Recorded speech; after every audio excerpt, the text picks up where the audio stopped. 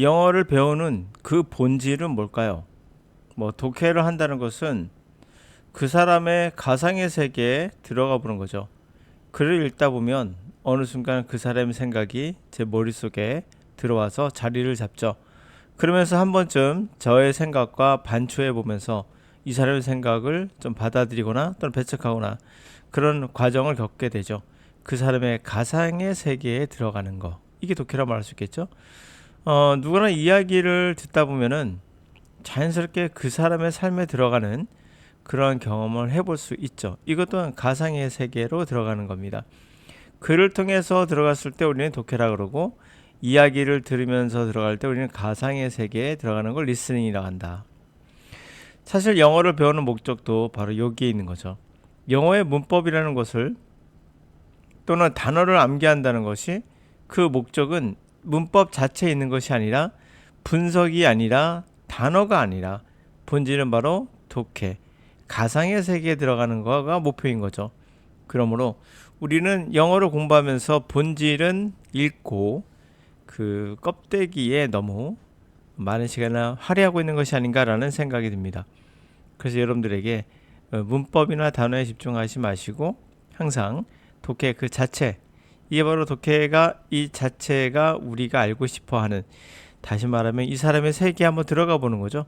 자, 사이보그에 관한 세계가 나오길래 이 사람의 의견을 한번 빗대서 영어에 한번 적용해 봤습니다. New Romantic Cyborgs, Romanticism, Information Technology, and the End of Merchant. 새로운 로맨틱한 사이버그, 사이버그라는 것은 인간인데 일부가 기계화된 걸 얘기하잖아요.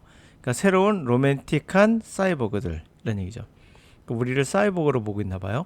로맨티시즘, 뭐 낭만주의, 그리고 정보의 기술, 그리고 기계의 종말, 뭐 이렇게 얘기할까요? In today's techno life world, we can no longer make such a sharp distinction between real and virtual. 자, 오늘날의 테크노 기술의 생활계에서는, 테크노 기술 생활계에서는 더 이상 그와 같은 날카롭게 디스팅션, 구별은 할 수 없어요. 이게 진짜냐 가상이냐, 이런 게 구별이 안 된다는 거죠. What does this mean for gaming? 자, 이것이 무엇을 의미하는 걸까요? 게이밍에는 It means that gaming is as real as any other technology mediated practice today. 그것이 의미하는 것은, 게임이라는 것은 이젠 리얼이라는 거죠. 어떤 다른 기술이 개입해서 한번 해보는 거, 오늘날 그러니까 어떠한 기술이 중간에 들어가서 우리가 실제 해보는 거 있죠. 예를 들어 뭐가 있을까요? 기술이 들어가 실제 해보는 거, 기술이 접목돼서 실제 해보는 거, 저게 떠오르는 게 없는데요. 하여튼 그런 거, 어떤 그런 거보다도 이 게이밍도 리얼이다. 예를 들어 이게 있겠군요. 이제 오락기계도 이런 거 있죠. 오토바이처럼 생겼고 실제 타보면 오토바이가 움직이죠. 그러면 실제 타는 듯한 느낌을 주잖아요. 이렇게 기술이 미디에이트 끼어들어서 실제 액티베이트 프랙티스, 실제 해보는 그런 것만큼 우리가 생각하는 가상 공간에서의 게이밍도 리얼에 가깝다라는 것을 말하고 있죠. The gamers exercise agency and personality in the new world. 게이머는 에이전시를 발휘하고 성격도 나타내죠. 새로운 세계에서. 여기서 에이전시가 조금 어려웠고요. 에이전시란 말은, 우리가 오락을 보면 어떠한 캐릭터가 등장하고 여러분 그 뒤에서 얘를 조정하잖아요. 결국에 대행을 하고 있는 거죠. 얘가 여러분들을 대행하고 있잖아요.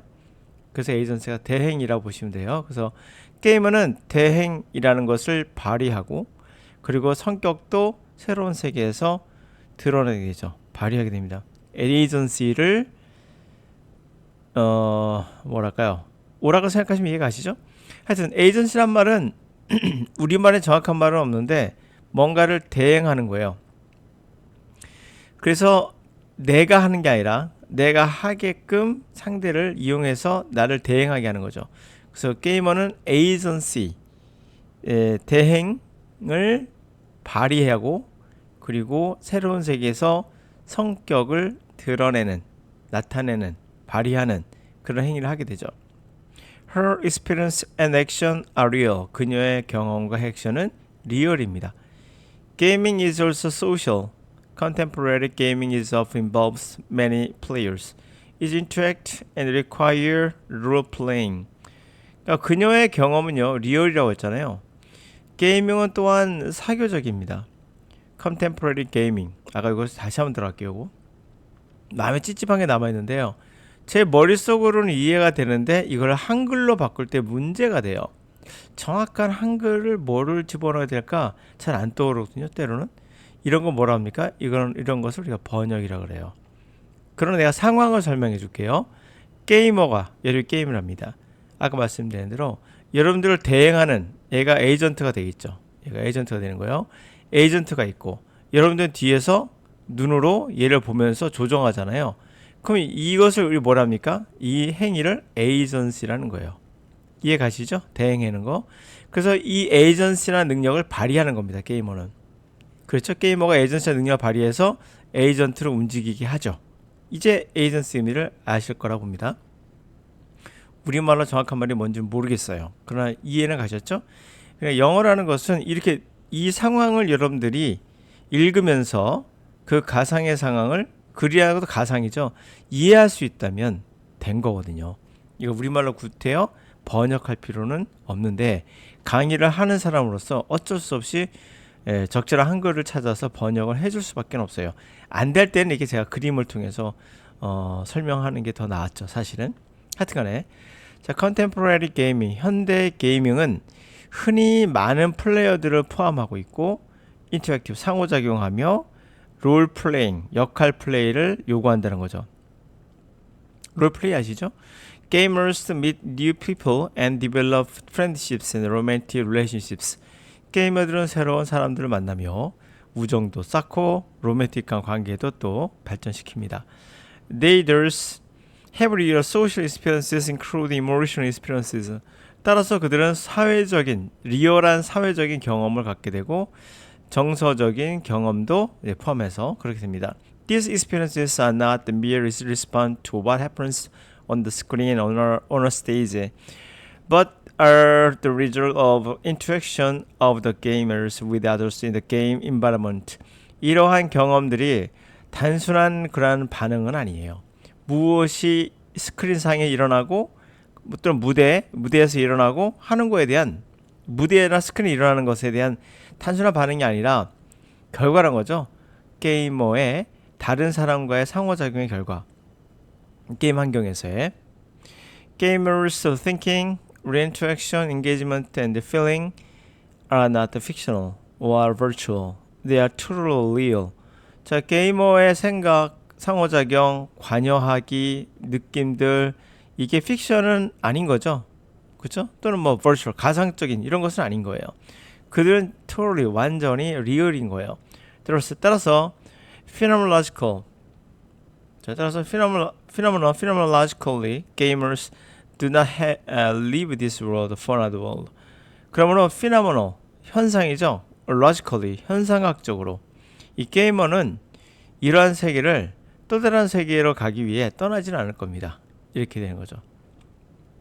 그래서 아마 게임이 중독이란 게 나오지 않나 싶어요.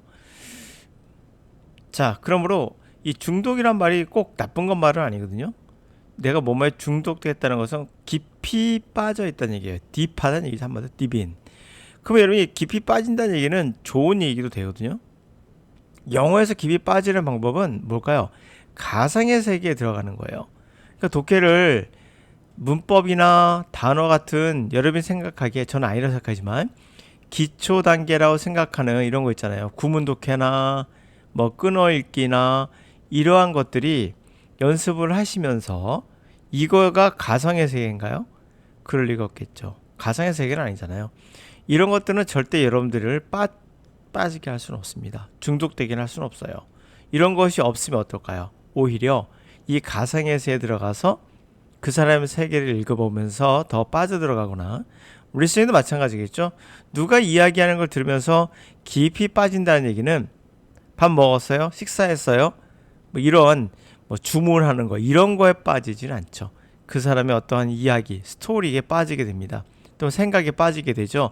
그래서 우리가 리스닝 하실 때는 영어 회화에서 특히 일상적인 회화만 갖고 하는 그런 건 절대 빠질 수가 없어요. 이유는 재미가 없거든요. 그러나 스토리나 그 사람 생각이나 이야기에 빠지면 결국 뭡니까? 그 가상의 세계에 쭉 빠져서 여러분들이 그들과 동일시하는 이런 경험을 해볼 수 있겠죠. 그래서 독해나 리스닝은 시험 위주보다는 글 자체에 빠질 수 있는 그 컨텐츠를 접하는 것이 좋은 방법 중에 하나가 아니겠는가 라고 한번 생각해 봅니다.